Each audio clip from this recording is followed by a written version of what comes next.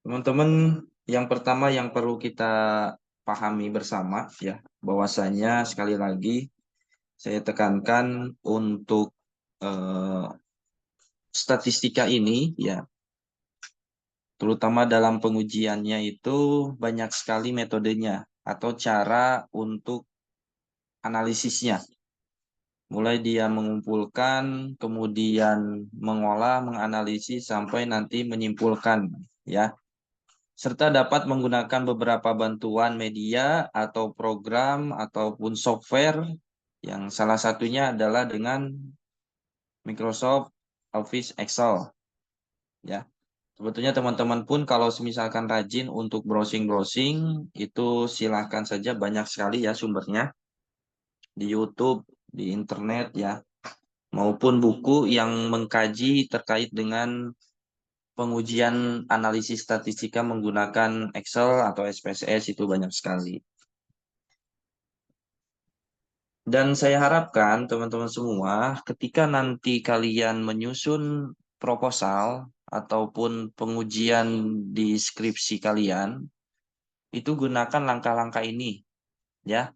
Ataupun bisa jadi nanti outputnya juga bisa dari Excel seperti ini. Jadi sangat penting sekali kalau menurut saya nih.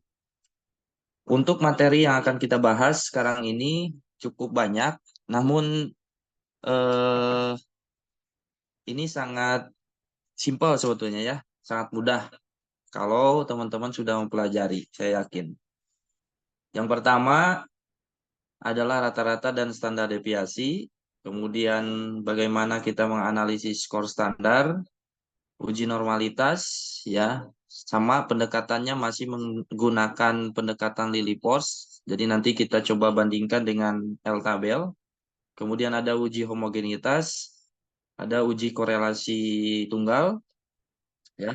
Kemudian ada uji korelasi ganda, ada juga pengujian hipotesis ya, atau uji perbedaan dua rata-rata yang materi paling akhir. Nah, ini semua sebetulnya secara manualtinya sudah kita pelajari, sudah saya berikan, dan teman-teman ini saya kira sudah mengerjakan tugas-tugasnya mudah-mudahan ya. Karena nanti di akhir itu teman-teman harus mengumpulkan buku statistika sekali lagi ya. Bagi yang belum menuntaskan tugasnya, silakan nanti dilengkapi tugasnya. Baik ya. Ini untuk cakupan materi hari ini ya. Oke, mari kita langsung saja kepada program Excel-nya ya. Bentar, coba share program Excel.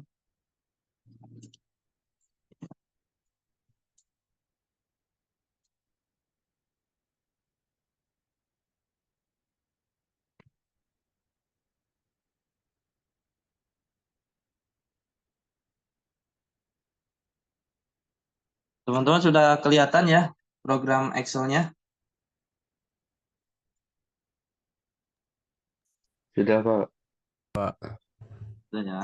Baik, sebentar saya perbesar dulu.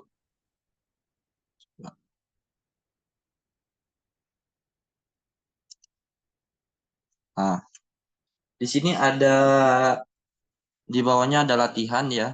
Ini sesuai cakupan materi yang akan kita bahas hari ini. Oke, yang dimana eh, ini merupakan materi-materi yang sudah pernah saya berikan pada teman-teman semua ya di kelas maupun secara online. Yang pertama, kita langsung saja kepada pengujian atau latihan pertama, yaitu bagaimana kita mencari nilai rata-rata dan standar deviasi. Ini sebetulnya yang paling mudah teman-teman semua, dan saya yakin teman-teman pun sudah hafal, sudah tahu ya, untuk pencarian rata-rata, standar deviasi, kemudian nilai minimum dan nilai maksimum. Ini saya punya data misalkan terkait dengan keterampilan teknik dasar permainan bola voli, yang dimana datanya ini ada sekitar 80 data ya, ada 80 data.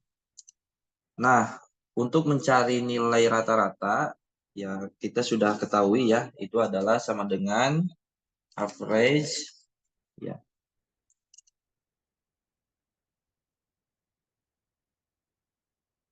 Kemudian kita blok semua datanya, kurung buka, kurung tutup ya.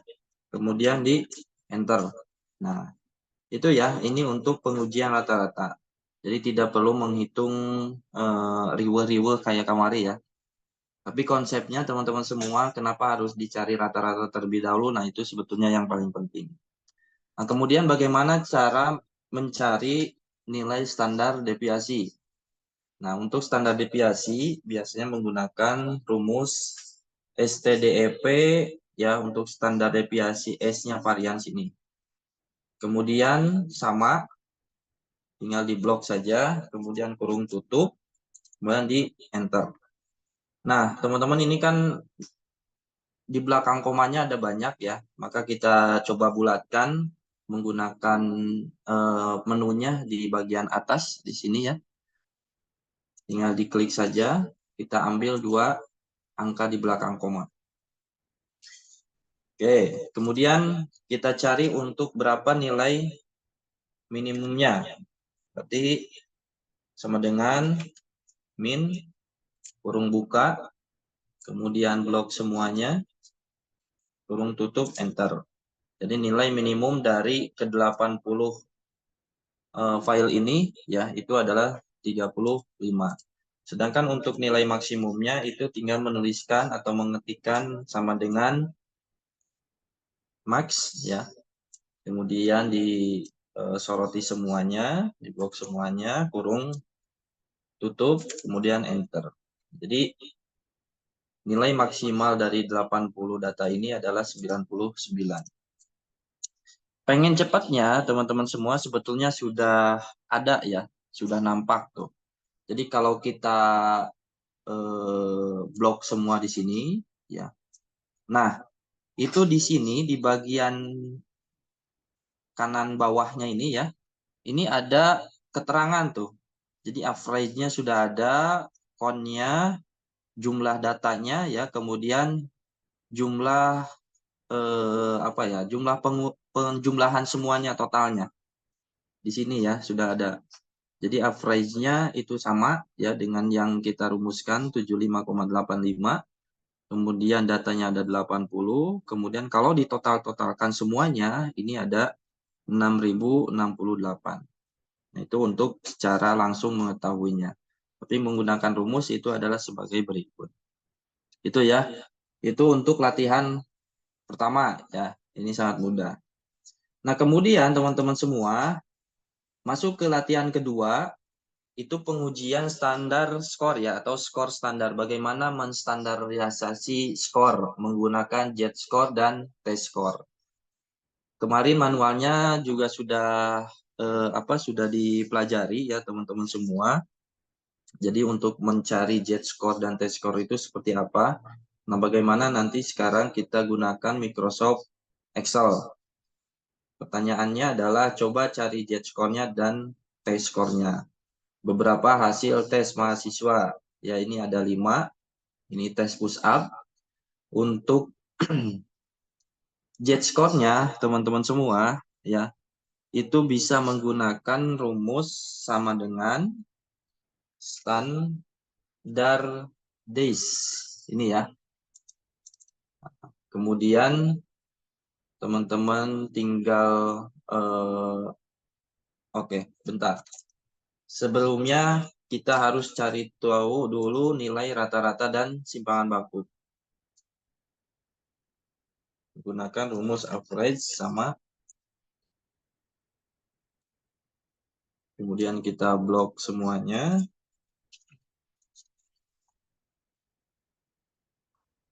Kemudian kita kurung tutup. Kemudian enter. Ya.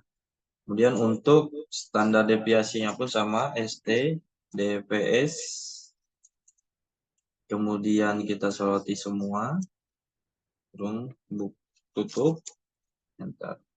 Baik. Ini ya, ini untuk rata-rata dan simpangan baku atau standar deviasi ya. Nah, untuk sekarang kita cari nilai Z-nya ya, teman-teman semua. menggunakan rumus tadi, standar deviasi ini ya. Nah, sebetulnya yang perlu dipahami teman-teman, biasanya di program Excel masing-masing itu ada keterangannya, ada yang di sininya itu koma, ada yang titik dua.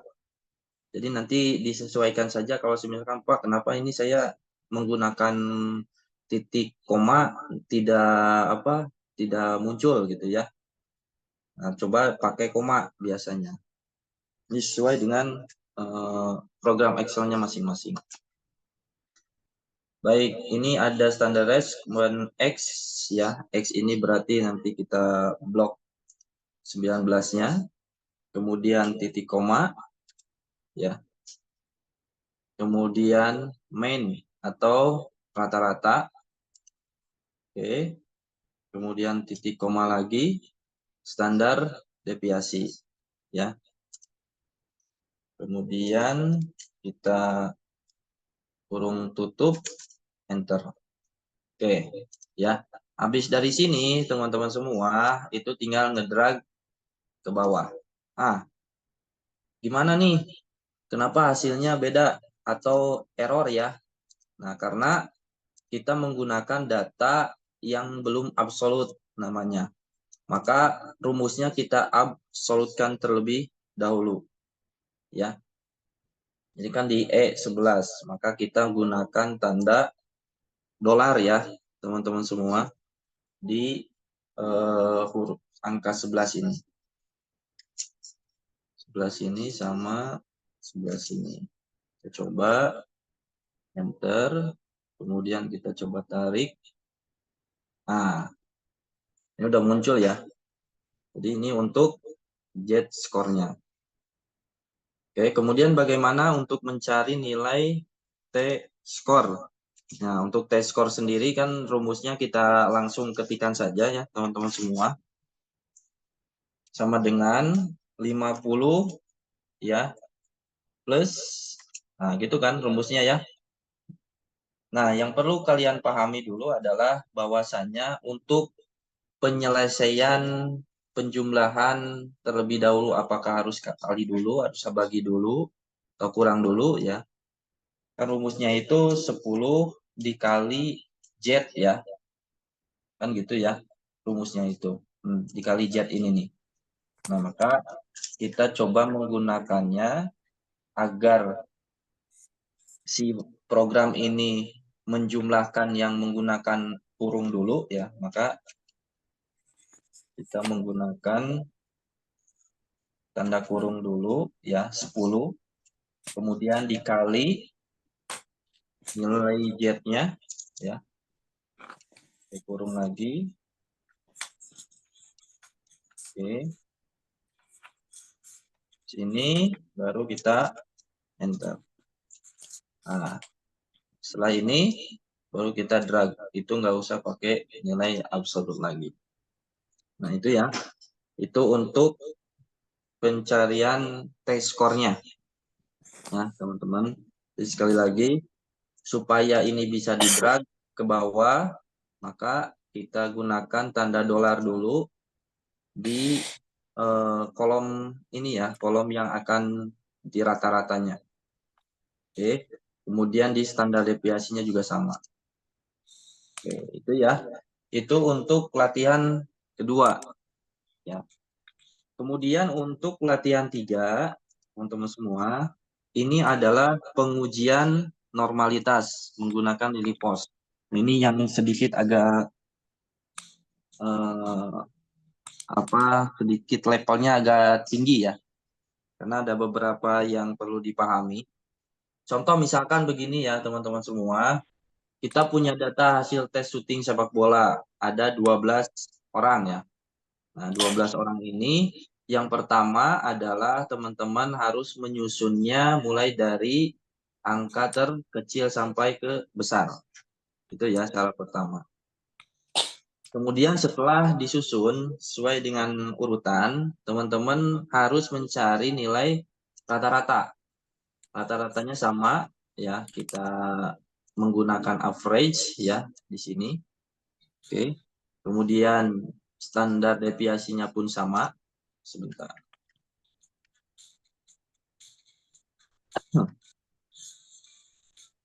Ya, standar deviasi pun sama, pakai rumus STTP.S ya. Oke. Nah, kemudian yang perlu lagi adalah kita tentukan nilai L tabelnya untuk N-nya 12 dengan alfanya 0,05. Di L tabel itu terdapat nilainya adalah 0,242 ya. Sebentar saya besarkan dulu. Nah, ya.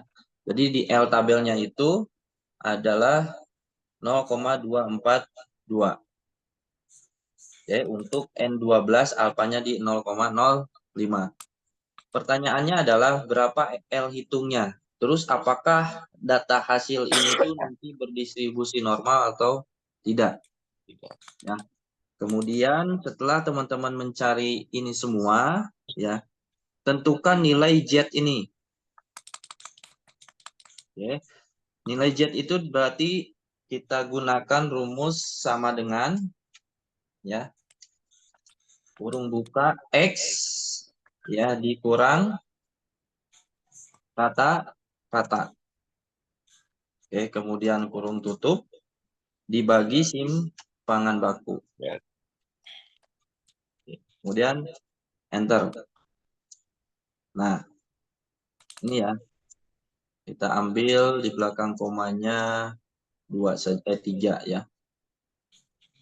Kemudian kita tarik lagi. Wah, ternyata error lagi. Ya, karena kita menggunakan yang beda ya, tidak ngurut. Maka kita absolutkan lagi teman-teman semua. Ya, diabsolutkan di bagian sininya. Ya, di bagian J4 ya dengan J5. Nah, maka perhatikan di bagian sininya kita kunci dengan menggunakan sama lambang dolar ya.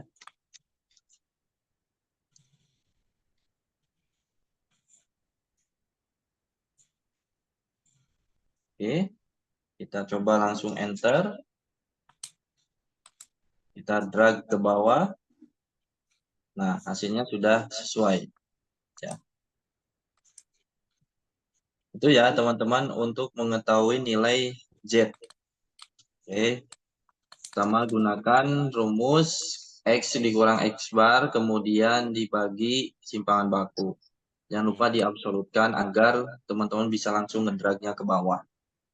Nah, setelah itu tentukan nilai FZI ini. Ya, nilai FZI ini adalah nilai peluang dari distribusi X ini. Dengan menggunakan rumus sama dengan ya norm dis. Nah, menggunakan norm S dis ini. Ya, teman-teman. Oke, norm X dis. Kemudian di sini juga ada keterangannya Z ya, nilai Z berarti nilai Z-nya pada kolom E5 ini ya, nomor pertama. Kemudian titik koma. Oke. Nah, kemudian true ya, pilih yang true ini. Oke, kemudian kurung tutup enter. Oke, sorry.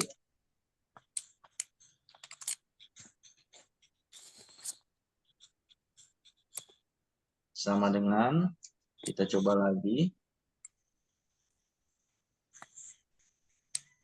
Home SDIS ya. Yang ini.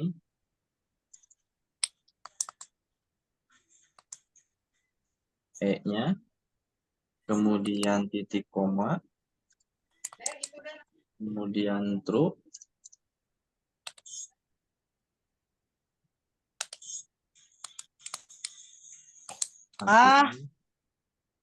Bentar.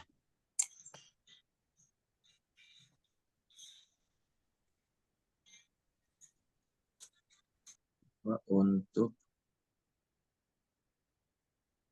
Jadi error ya. Sebentar teman-teman. E5. Oh, pantesan. Harusnya D5 ya. Sorry. Karena nilai Z-nya ada di D5. Oke. Ini ya. Kita drag ke bawah. Ah, tuh. Oke, baik ya teman-teman semua. Jadi sekali lagi untuk pengetahuan FZI-nya ini menggunakan rumus sama dengan norm SDIS ya, kemudian nilai Z-nya itu ada di sini ya. Tadi saya nge-boldnya itu di sini. Kemudian titik koma atau nanti koma, kemudian tekan true ya, kurung buka, nanti di enter saja. Oke. Nah, selanjutnya teman-teman kita mengetahui nilai SJI. Ya, nilai SJI ini adalah peluang kumulatifnya. Yang dimana kalau secara manual kita harus melihat nomor angka ini ya. Baik, teman-teman semua bagaimana caranya? Kita karena di sini sebetulnya menggunakan ada dua angka yang sama ya, maka kita gunakan supaya apa ya? Supaya tidak satu-satu ya. Harusnya kan kalau bisa diisi manual sebetulnya tinggal sama dengan ya di sini. Kemudian satu ya dibagi 12 ya, kemudian enter. Begitupun terus ya sama dengan 2 dibagi 12 dengan enter. Kan gitu ya, teman-teman. Nah, untuk lebih cepatnya sebetulnya ini ada cara yang lebih cepat. Kita gunakan rumus if ya. Satu sama dengan, kemudian if, kurung buka, ya. Kemudian kita tuliskan X ini, ya. X nomor 1, jika sama dengan X nomor 2, ya teman-teman semua, maka nilainya ini SZI-nya di sini, di kolom berikutnya. Nah, sedangkan kalau tidak, ya, jika tidak, maka nomor 1 ya itu dibagi dengan jumlah atau total keseluruhan sampel yaitu 12. Nah, ya habis dari sini kita drag ke bawah. Nah, hasilnya bisa langsung secara otomatis gitu ya. Nah, kemudian yang terakhir adalah menentukan nilai FZI sama dengan SZI-nya. Ini kita menggunakan rumus ABS ya, atau airbag system ya kalau di kendaraan. Kita tinggal klik FZI, kemudian dikurangi SZI. Jadi kita mengetahui selisihnya saja sebetulnya ya, menggunakan rumus sama dengan ABS. Nah, kita drag ke bawah semuanya. Oke. Ini sudah diketahui ya teman-teman semua nilainya. Nah, L hitung itu adalah nilai maksimal ya, atau nilai yang paling besar dari nilai kolom FZI dan SZI. Oke, kita berarti menggunakan rumus maksimal, kemudian kita enter. Di mana nilai L hitung adalah 0,117. Nah, keterangan normal kemarin kayak gimana? Bahwa ketika data dikatakan berdistribusi normal, ya, itu berarti nilai L hitung lebih kecil daripada L tabel. Ya, maka dalam hal ini data ini berdistribusi normal. Nah, itu ya. Itu untuk uji normalitas. Kemudian bagaimana untuk pengujian homogenitas ya. Nah, untuk sekarang pengujian ataupun latihan keempat kita menggunakan uji homogenitas. Nah, ini yang unik, teman-teman. Kalau misalkan ada yang sudah expert mungkin ya di Excel dan sebagainya, mungkin ini juga sudah tidak asing. Tapi saya yakin teman-teman kalau misalkan ada yang baru ya pengujian ini, itu saya kira perlu sekali diperhatikan. Bagaimana menguji homogenitas atau varians ya di Excel. Jadi teman-teman harus terlebih dahulu mengaktifkan, ya sekali lagi, mengaktifkan data analysis ini. Makanya saya sarankan tadi teman-teman pakai laptop atau PC, ini bisa langsung nanti dipraktekkan. Nah, kalau misalkan teman-teman di menu data, kemudian belum ada data analis ini, ya, maka teman-teman harus ke menu file, ya, kemudian ke option. Di sana ada menu add-ins, ya, klik menu add-in.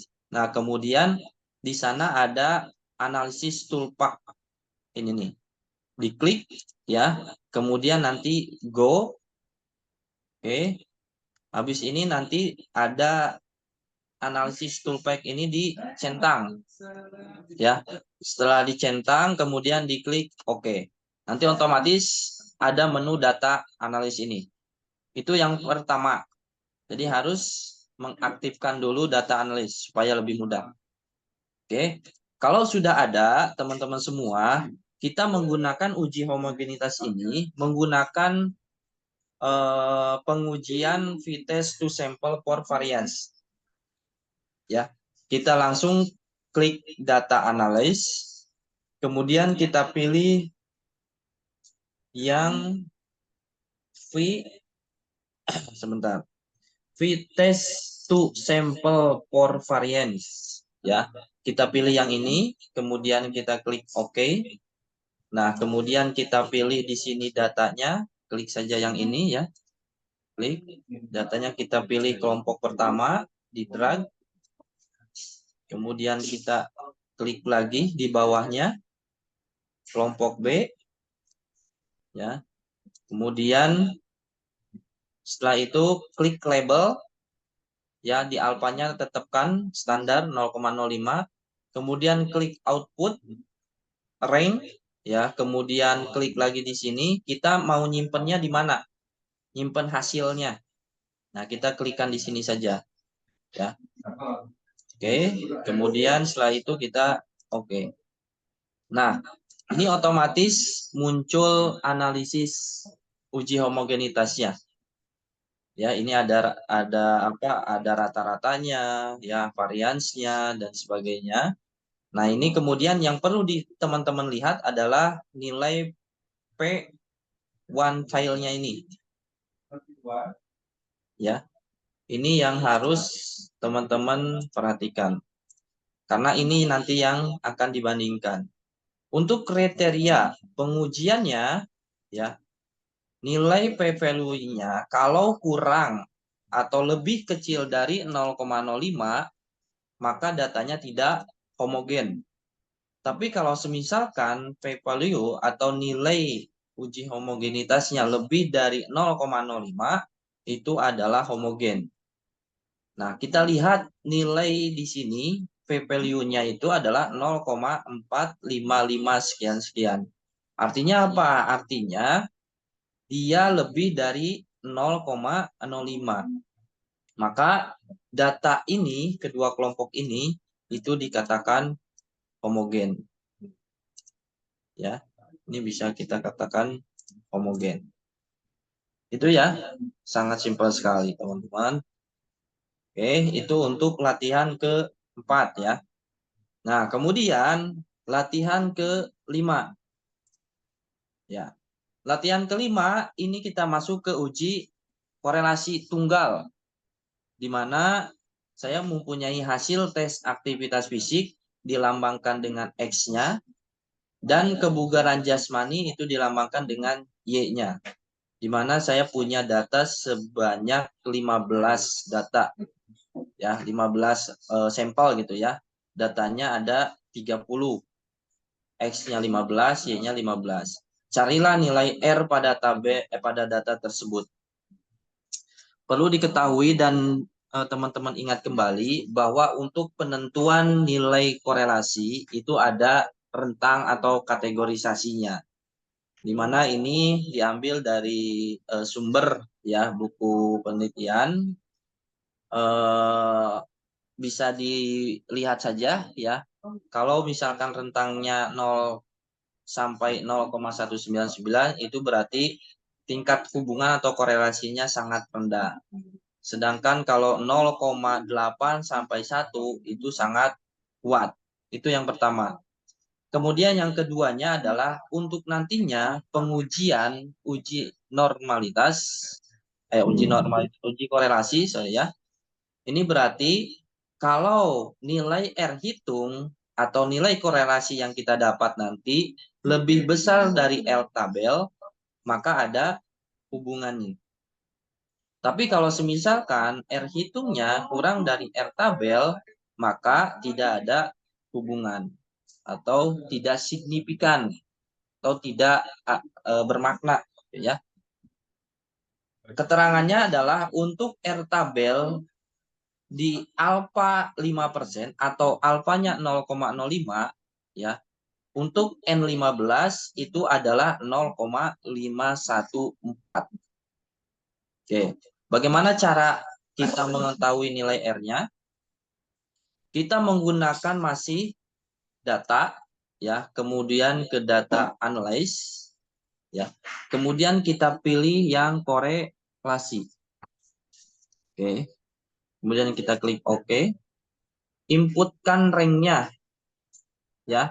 Inputkan rank dari keseluruhan X dengan Y. Oke. Kita coba kemudian klik label input row-nya. Outputnya kita simpan di bagian sini saja ya, di kolom sini. Oke, kita coba. Oke. Nah, muncul hasil outputnya, nilai R-nya adalah 0,906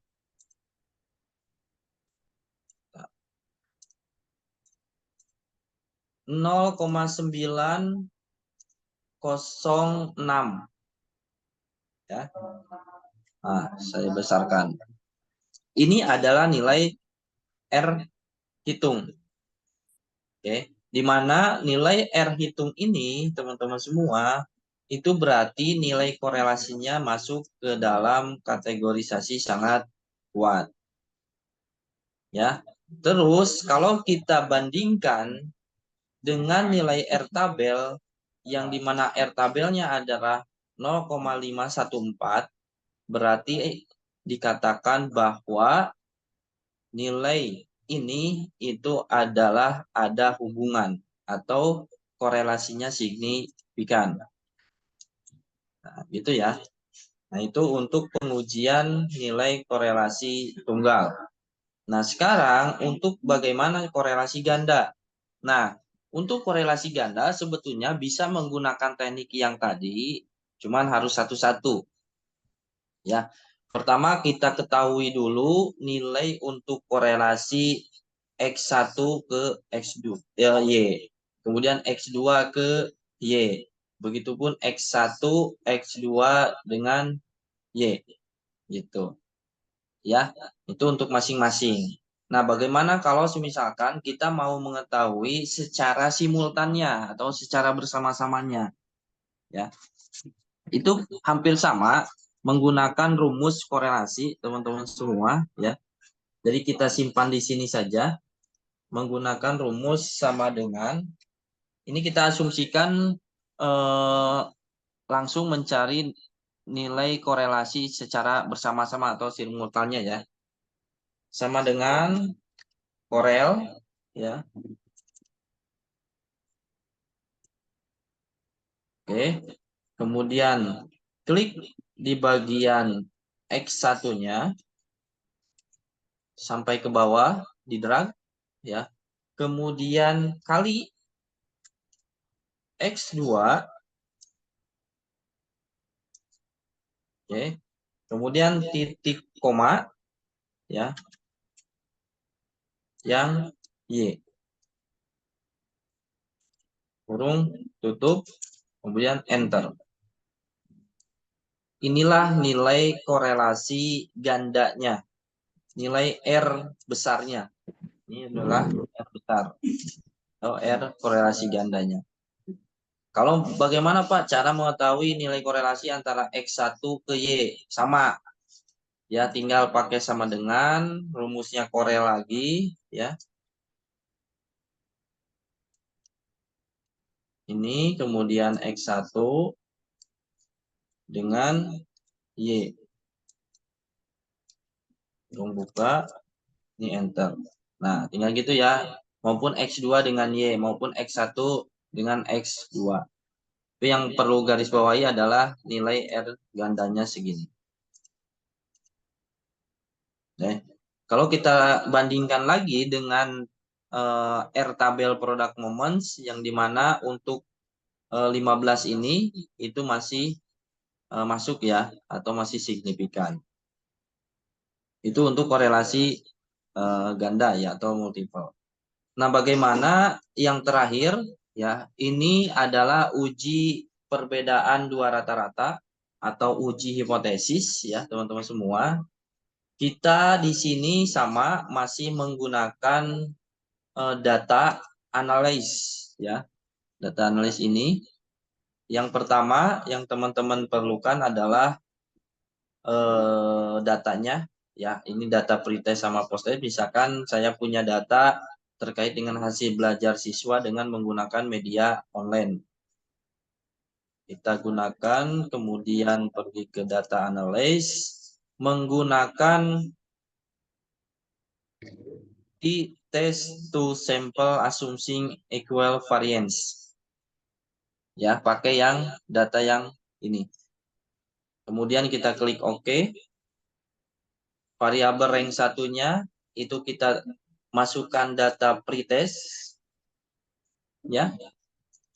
Untuk rank 2-nya kita gunakan data posttest. Kemudian klik labelsnya. Kemudian outputnya kita simpan di bagian sini saja. Oke, kemudian kita klik oke. Nah, ini sudah muncul ya datanya. Yang perlu dilihat adalah data p-value untuk two child-nya ini. Ya. Untuk pengujian hipotesisnya hampir sama ya dengan sebelum-sebelumnya, bahwa jika ya p value-nya itu lebih besar dari 0,05, maka tidak ada perbedaan atau tidak signifikan. Tapi kalau semisalkan P value-nya kurang dari 0,05, maka terdapat perbedaan atau signifikan. Ya. Kita lihat bahwa 0,0004 itu lebih kecil daripada alfanya 0,05.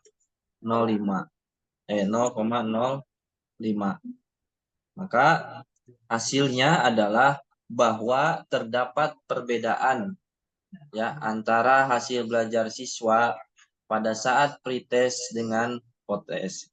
Atau artinya adalah bahwa penggunaan media online ini itu berdampak ataupun berpengaruh terhadap hasil belajar siswa.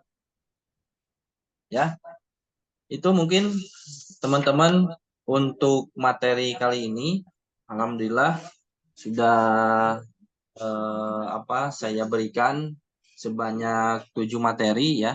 Mudah-mudahan bisa dipahami. Kalaupun ada pertanyaan-pertanyaan, nanti paling teman-teman bisa lihat di rekaman ini saja. Ya mudah-mudahan juga ini bisa saya upload ke YouTube ya. Nanti sehingga teman-teman bisa lihat kapanpun dan dimanapun. Oke. Itu saja teman-teman yang dapat saya sampaikan. Terima kasih sekali lagi atas atensinya. Mohon maaf.